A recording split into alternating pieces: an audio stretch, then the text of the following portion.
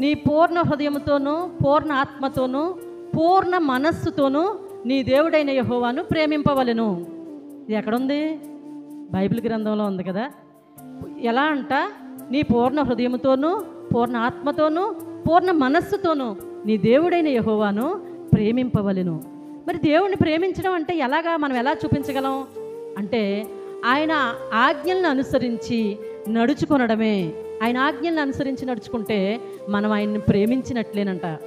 చూసారండి? చూడండి, ఎంతో విలువైన బంగారం కూడా దానికి ఒక ఆకారం రావాలంటే అది కాలక తప్పదో, నలగక తప్పదో. అవునంటారా కాదంటారా? అలాగే మన జీవితంలో ఒక స్థానంలో మనం ఉండాలంటే కొన్ని పరిస్థితులను మనం భరించక తప్పదు, కొన్ని పరిస్థితులను మనం ఓర్చుకోక తప్పదు. బంగారానికి కూడా ఒక ఆకారం రావాలంటే అది నలగాలి, కాలాలి కదా.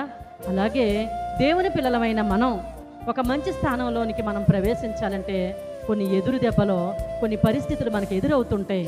కానీ వాటన్నిటిలో మనం ఆధారపడవలసింది ఎవరి మీద అంటే దేవుని మీదే. ఆయనను ప్రేమిస్తే మనం ఆయన వైపే చూడగలం. మనుషులను ప్రేమిస్తే మన దృష్టి ఎంతసేపు మనుషుల మీద ఉంటుంది. దేవుని మహాకృపను బట్టి దేవుణ్ణి ప్రేమించే వారిగా ఇక్కడున్న మనందరినీ ప్రభువు చేయునుగాక. ఆమేన్.